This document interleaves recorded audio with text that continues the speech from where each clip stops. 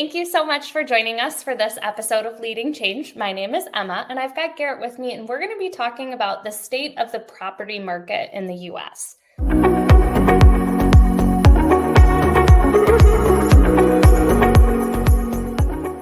Before I get to all the questions that I've got for you, can you give everybody a real quick intro? Sure. So I'm Garrett Kurtt. I'm the founder and CEO of One Click Data. Many people have heard about us as I have a product called One Click Code. One Click Data overall specializes in property-specific data that's hidden. One of the main things that we are identifying across the United States deal with building codes and how building codes impact both the underwriting and the claim side, because those are things that affect the overall cost of a potential claim, as well as impact the risk. Great. Well, thank you for joining me. So as I teased in that intro, we're going to be talking about the property market as a whole and maybe diving into some of the insights on how data influences that market. But for those that might be outside of the US that are watching this, or people that don't track insurance closely, can you start by sharing a little bit about kind of like the current state of what we're seeing in the property market? So today is the state that I've heard in the last month and a half, and it's changed kind of more or less in the last 5 months. And we're looking in July right now. So as of today, what I've been hearing in the market is that the property insurance, their loss ratios are extremely high. We're talking about potentially anywhere from 105 to 113. So for every premium dollar taken in, they're spending an additional 5 cents to 13 cents more, which is not sustainable by any means, and it's causing a lot of issues across the country, depending on the insurer. Most of them are all dealing with the same. Some of them are dealing with a little bit less than others, but overall, the loss ratio is a very, very hot topic, and it's driving cutbacks in the overall hiring process, as well as layoffs, and also vendor relationships. So pretty much all insurance companies have stopped with new vendors being hired on because of the expense reductions. So it's impacting both that, and then also it's potentially, and I haven't confirmed this, but it's potentially impacting how they're issuing payments and timeliness of paying claims. Not that they're going to intentionally slow it. It's just that, when you have limited resources, it just takes longer to be able to address the claims in front of them. And the last part, at least on the property and casualty related to catastrophes such as hail and wind, we have seen a huge uptick in catastrophes in the last 2 months, particularly around hailstorms across the United States. So inflationary pressures that are causing it to be more expensive for the said repairs that are being estimated by the carriers. We also have a higher frequency. So higher frequency and also inflationary pressures is causing the loss ratios, at least on the property side, to balloon very much so. And it's causing a lot of heartache and discomfort within the industry. I think that the combined ratio piece, for anybody that isn't watching, that isn't from the insurance industry that's watching this, is something that's really important to point out. And so I've done some TikToks and stuff like that on this idea as well, because I see a lot of content from consumers being like, why are my insurance prices rising so much? Why are people pulling out of Florida or California or any other state that, is having some issues with? I think Texas is also kind of nearing that area of becoming a danger zone when it comes to property insurance. But a lot of people will opt towards my prices are rising because insurance companies are greedy, is what I see a lot of.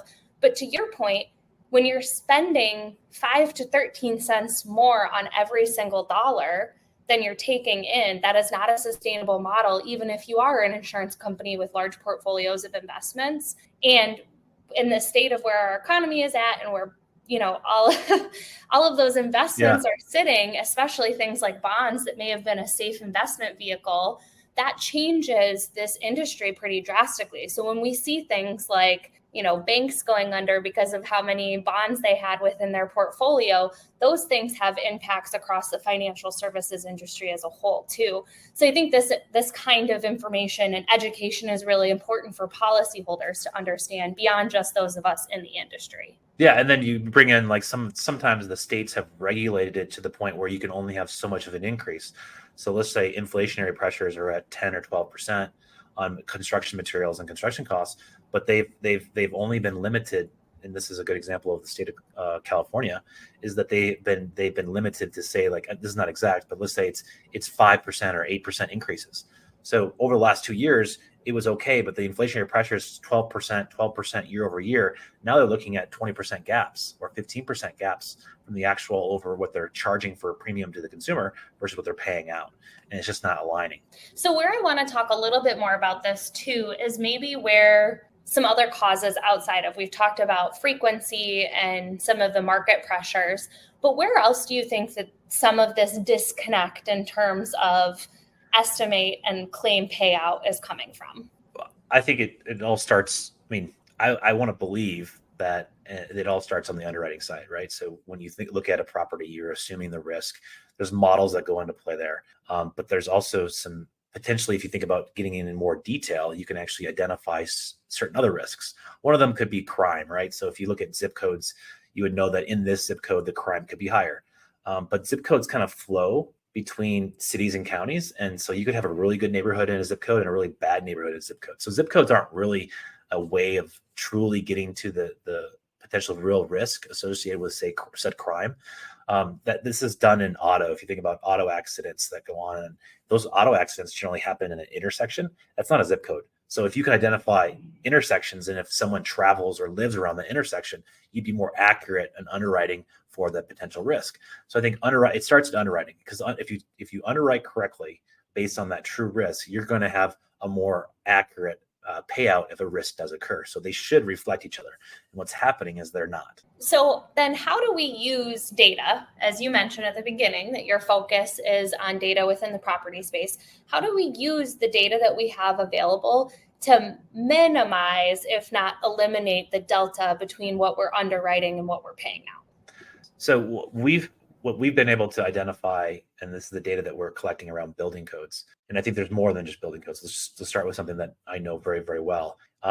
Building codes are something that impact our everyday life. So if I have, as an individual, and I have a home, and that home is going to have reconstruction done, I am mandated by the jurisdiction having authority. That could be the city, the county, the village, it could be the township, whatever it may be, on what I need to do. Those are all invisible requirements that are not being accounted for in the underwriting process. And so what's happening is that it's an unexpected claim expense that doesn't correlate to the underwriting side. Now they account for it in some type of, percentage or algorithm that says, in a given time that this is what we think will happen. But because each city and county has their own regulatory powers, they can change what would be normal in one city to the other city to be very extreme measures.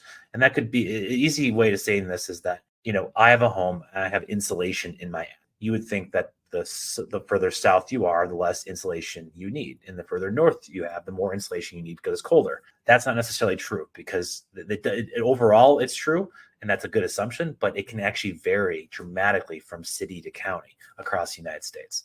And that is a huge cost that others are not including in their algorithm or their underwriting models. Let's just go outside of building codes for a second.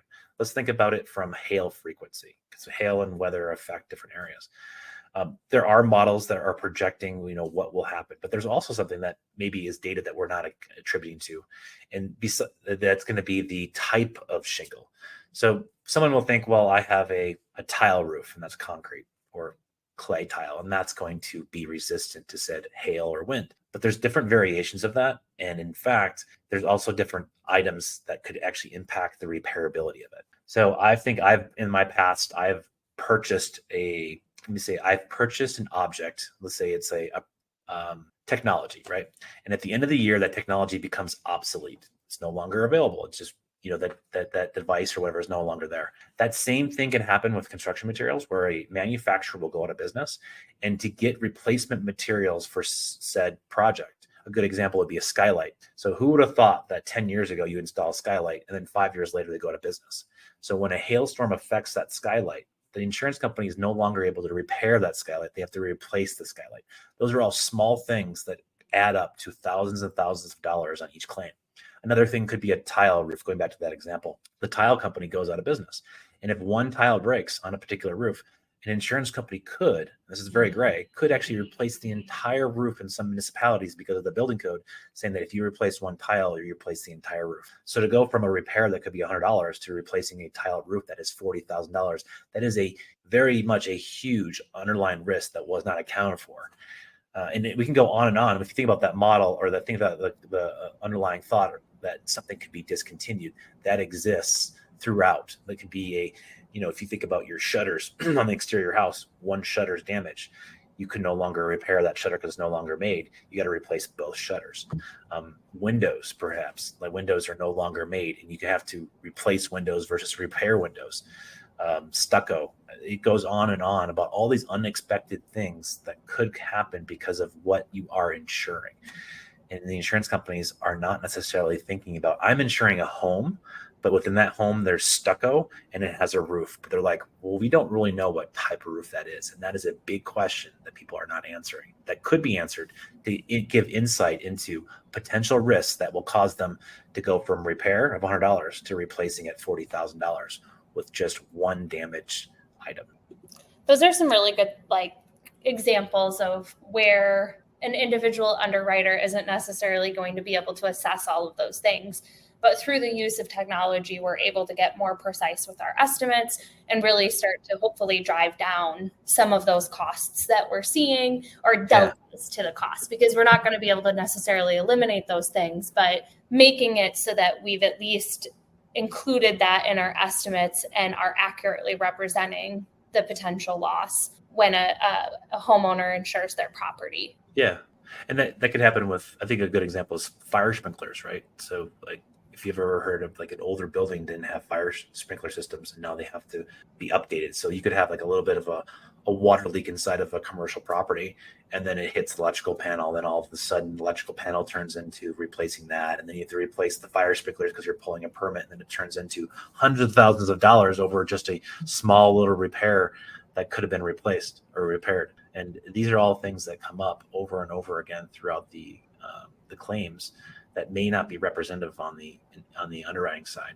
And it's not all going to get fixed, like you said, just by having data, but we can find data sets that will actually enable the underwriting, whether it's automated or it's manual, to be able to be more accurate in that set of risks so that it lines up with the estimation. Well, thank you so much for joining me. As you said, we can continue to go on and on with this a little bit more.